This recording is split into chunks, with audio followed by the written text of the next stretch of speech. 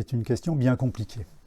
C'est une question compliquée que j'ai déjà eu à aborder, mais devant une classe, puisque j'ai été pendant un certain temps conseiller pédagogique en technologie nouvelle, comme on appelait à l'époque du plan informatique pour tous.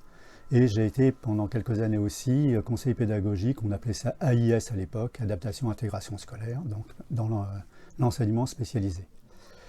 Alors déjà qu'on est dans une classe, qu'on voit comment fonctionne la classe, c'est pas si évident de donner des conseils, mais on voit les personnes en situation, donc évidemment on a des choses plus facilement à dire que de le dire de façon générale. Cependant, il y a quelques points quand même qui me semblent essentiels par rapport aux enfants qui sont dans des situations difficiles. La première, c'est que souvent l'élève se considère lui-même comme un mauvais élève lorsqu'ils sont en difficulté.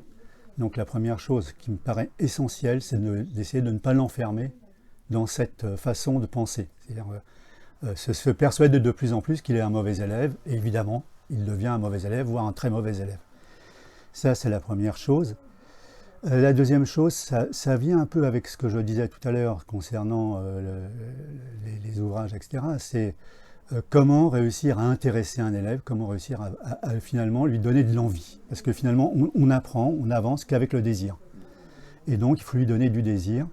Et ça, c'est évidemment pas si facile que ça, mais il faut trouver là où l'enfant se sent bien. Là, je parle de l'enfant plus que l'élève d'ailleurs.